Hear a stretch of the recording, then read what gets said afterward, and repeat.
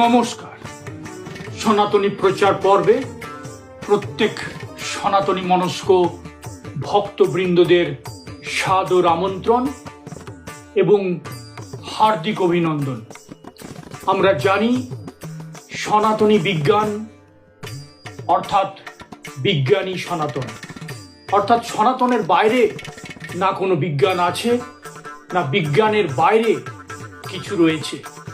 যা রয়েছে তা সনাতনই রয়েছে, যা বিজ্ঞান রয়েছে তা সনাতনের মধ্যেই রয়েছে। এই সনাতনের বিভিন্ন যে শাস্ত্র, বৈদিক যে বিভিন্ন শাস্ত্র, সেই শাস্ত্র থেকে বিদেশিরা নানান তথ্য চুরি করে তা নিজের নামে তাদেরকে আবিষ্কর্তা হিসেবে প্রচার করে সমস্ত বিষয় এই পৃথিবীবাসীর সামনে তারা উপস্থাপিত করত। আমরা দেখেছি প্রত্যেকটি বিষয় সনাতনের বৈদিক শাস্ত্রে সব কিছু রয়েছে। সেখান থেকেই বৈদেশিক বিভিন্ন মুখোশধারী বৈজ্ঞানিকরা এসে আমাদেরই তথ্য চুরি করে বৈদিক শাস্ত্রে বিভিন্ন গুপ্ত যে তথ্যগুলো রয়েছিল সেগুলো চুরি করে নিজেদের নাম দিয়ে চালিয়ে দিয়েছে, তাদেরকে আবিষ্কর্তা বানিয়ে দিয়েছে। আমাদের ইউটিউব যে চ্যানেল রয়েছে বেদান্ত হিলিং, সেই ইউটিউব চ্যানেলে ভবিষ্যমালিকা পুরাণ সম্পর্কে দুটো এপিসোড আগেই প্রকাশ করা হয়েছে।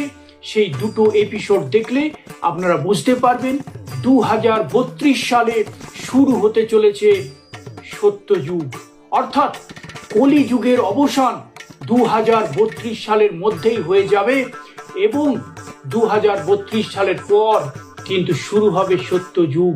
কিন্তু এই কলি এবং সত্যযুগের মধ্যে বিশাল যে যুগ সন্ধ্যা, সেই যুগ সন্ধ্যায় শুরু হয়েছে নানান দুর্ঘটনা, নানান প্রলয়, জলপ্রলয় থেকে পরমাণু যুদ্ধ থেকে শুরু করে নানা ধরনের ভূকম্পন, মহামারী, ভাইরাস ঘটিত অতিমারি থেকে নানা ধরনের যে প্রাকৃতিক বিপর্যয়, সেই বিপর্যয়ের মধ্যে অনেক মানুষের প্রাণহানি হবে। পৃথিবীর জনসংখ্যা মাত্র 50 কোটির মধ্যেই কিন্তু সীমাবদ্ধ হয়ে যাবে। কারণ মহাপ্রভু শ্রী চৈতন্য দেবের আবির্ভাবের পর পৃথিবীতে যে সমস্ত কলিকা সুরের নামে যে অসুর সাম্রাজ্য প্রতিষ্ঠিত হয়েছিল, সেই মহাপ্রভু চৈতন্য সেই অসুর রূপী মানুষদের কিন্তু মানুষরূপী অসুরদের চিনতে পেরেছিলেন। তাদের যে ধ্বংস, সেই ধ্বংস শুধুমাত্র সময়ের অপেক্ষা। সেই সময়ের অপেক্ষা, তাদের ধ্বংস অবশ্যই হবে। কারণ ভগবান বিষ্ণুর দশম অবতার কল্কি দেব কিন্তু এই পৃথিবীর বুকে জন্মগ্রহণ করে নিয়েছেন এবং তার যে প্রহার, প্রচন্ড প্রহার শুরু হয়ে গেছে। ফলে যে মানবরূপী অসুর বা অসুরিনী যারা ঘুরে বেড়াচ্ছেন, তারা কিন্তু ধীরে ধীরে পরাস্ত হচ্ছেন। তাদের ধীরে ধীরে পরাস্ত করার মাধ্যমে সনাতন অগ্রসর হচ্ছে। সনাতনের জয় জয়কার চারিদিকে শুরু হয়ে গেছে। এই যে নানা ধরনের বিধর্মী যারা মানুষের উপর অত্যাচার করে, মানুষকে খুন করে, মানুষকে নানাভাবে প্রতারিত করে, ধর্মকে ব্যভিচারের জায়গায় নিয়ে যায়, অত্যাচার, লুণ্ঠন, নানা ধরনের যে অত্যাচারের মধ্যে সনাতনী সমাজ আজকে নাভিশ্বাস উঠেছিল, তার থেকে ধীরে ধীরে মুক্তি ঘটছে। এই কল্কি যে মহাপুরুষ কল্কি দেব অর্থাৎ ভগবানের দশম অবতারের দ্বারা কলিকাসুরের বধ অবশ্যম্ভাবী।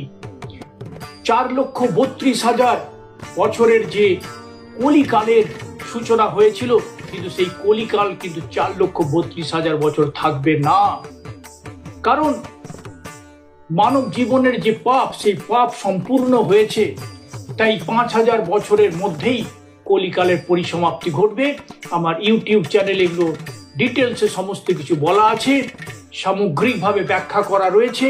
সেই চ্যানেলের ভিডিওগুলো দেখলে ভবিষ্যমালিকা পুরাণে কি কি বলা আছে সেগুলো জানতে পারবেন।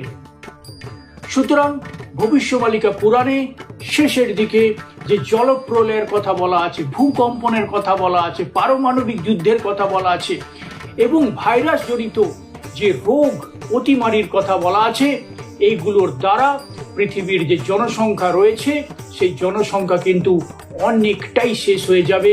মাত্র 35 থেকে 50 কোটির মধ্যে জনসংখ্যা কিন্তু থাকবে। তার মধ্যে সনাতন এবং ভারতবর্ষ হবে সমগ্র বিশ্বগুরু, সমগ্র বিশ্বের গুরু হবে। সনাতনই থাকবে, অন্য কোনো ধর্ম আর কিন্তু থাকবে না। সনাতনই একমাত্র পথ হবে, পন্থা হবে। বৈদিক জীবনযাত্রার মাধ্যমে যারা এগিয়ে যাবে তারা কিন্তু মানব সেবা করবে, তারা অহংকার করবে না, অত্যাচার করবে না। 2032 সালে শুরু হবে সত্যযুগ। সেই সত্যযুগে চারিদিকে ভগবানের জয় জয়কার, শুধু সত্যের জয় জয়কার। মানুষ সমস্ত প্রাণীদের ভালোবাসবে, কোনো প্রাণীদের ভেদাভেদ থাকবে না। শুরু হবে সত্যের বার্তালাপ, সত্যের নানা কথা, ধর্মের নানা কথা। শ্রী বিষ্ণুর যে উপাসনা, সেই উপাসনা শুরু হবে। জগন্নাথ দেবের উপাসনা চারিদিকে ছড়িয়ে পড়বে, দিক বিদিকে জগন্নাথ দেবের জয় জয়কার হবে। আশ্রম প্রতিষ্ঠিত হবে, দিকে দিকে আশ্রম যে চর্চা রয়েছে, জীবন চর্চা, আশ্রমিক যে জীবন চর্চা রয়েছে, সেই আশ্রমিক জীবন চর্চা চারিদিকে ছড়িয়ে পড়বে। গুরুকুলের মাধ্যমে শিক্ষাদান হবে। স্কুলের যে পাশ্চাত্য অবৈজ্ঞানিক শিক্ষা ব্যবস্থা, সেগুলো ধ্বংস হয়ে যাবে। মানুষ আবার গুরুকুলে ভগবানের শিক্ষায় শিক্ষিত হবে। তাই 2032 সালে শুরু হবে সত্যযুগের। সেই সত্যযুগের মধ্যে যারা প্রবেশ করতে পারবেন তারা হবেন ধার্মিক, অর্থাৎ শুধু ধার্মিক মানুষেরাই সত্যযুগের মধ্যে প্রবেশ করতে পারবেন, অন্য মানুষরা পারবেন না। যারা ভগবানের নাম ডাক করেন, যারা মহামন্ত্র জপ করেন, হরে কৃষ্ণ কৃষ্ণ কৃষ্ণ হরে হরে, হরে রাম রাম রাম হরে হরে, এই মহামন্ত্র জপ যারা করছেন, যারা ভগবানের সেবায় নিজেকে নিযুক্ত করেছেন, যারা ভগবানের দিন রাত্রি নাম গান করেন, মানব সেবা করেন, গৌমাতার সেবা করেন, সমগ্র প্রাণীকুলকে সেবা করেন, এই পৃথিবীকে নিজের ভগবান বলে মনে করেন, এখানে ভগবানের বাস, মানব জাতির বাস, প্রকৃতির বাস, কাউকে ধ্বংস করার কথা ভাবেন না। সেবাই পরম ধর্ম, জীবে প্রেম করে যেই জন সেই জন সেবিছে ঈশ্বর, যারা ভাবেন সেই ব্যক্তিরাই কিন্তু সত্যযুগে প্রবেশাধিকার পাবেন এবং তারাই সত্যের পথে যারা এগিয়ে চলেছেন, ন্যায়ের পথে যারা এগিয়ে চলেছেন, তারাই 2032 সালের পরে সত্যযুগে প্রবেশ করতে পারবেন, বাকিরা কিন্তু পারবেন না। যারা ধর্মের পথে রয়েছেন তারাই সত্যযুগে প্রবেশ করতে পারবেন। যারা নানা রকম ব্যভিচার, মাসাহার, বিভিন্ন ধরনের নেশা, মুখে কুবাক্য, অসত্যের প্রলাপ, নানা ধরনের মিথ্যাচার, মানুষের উপর অত্যাচার, লোভ, বিভিন্ন ধরনের মানুষের থেকে কেড়ে নেওয়ার যে ইচ্ছা, জিঘাংসা যাদের মধ্যে রয়েছে, তার কিন্তু সত্যযুগে প্রবেশ করতে পারবেন না। ভগবানের ভবিষ্যমালিকা পুরাণে তা সম্পূর্ণ লেখা আছে। এই কলিকালের শেষের দিকে 2032 সালের আগে ভবিষ্যমালিকা পুরাণে বলা আছে সূর্য কিন্তু পশ্চিম দিকে উদয় হওয়া শুরু করবে, আবার যখন সত্যযুগ শুরু হবে আবার পূর্ব দিকে উদয় হবে। সুতরাং যখন বা যেদিন পশ্চিম দিকে সূর্য উদয় হবে তখন জানবেন যে এই কলির পরিসমাপ্তির সময় এসে গেছে। চারিদিকে ধ্বংসলীলা শুরু হবে, মহাপ্রলয় শুরু হবে, দেশ বিদেশ সব শূন্য হয়ে যাবে। একমাত্র ভারতবর্ষের অংশগুলো কিছুটা বেঁচে থাকবে। এই ভারতবর্ষের আমাদের যে জন্মভূমি ভারত মাতা, সেই ভারত মাতার অংশগুলো বেঁচে থাকবে এবং ধার্মিক, সত্যবাদী, যারা ন্যায়সঙ্গত, যারা মানুষের সেবা করেন, গোমাতার সেবা করেন, বিভিন্ন জীবেদের সেবা করেন, জীবে প্রেম করে যেই জন সেই জন সেবিছে ঈশ্বর, এই বিবেকানন্দের বাণীতে যারা বিশ্বাস করেন, যারা মহামন্ত্র জপ করেন, তারাই শুধুমাত্র এই সত্যযুগে পদার্পণ করতে পারবেন, তাছাড়া কেউ পদার্পণ করতে পারবেন না।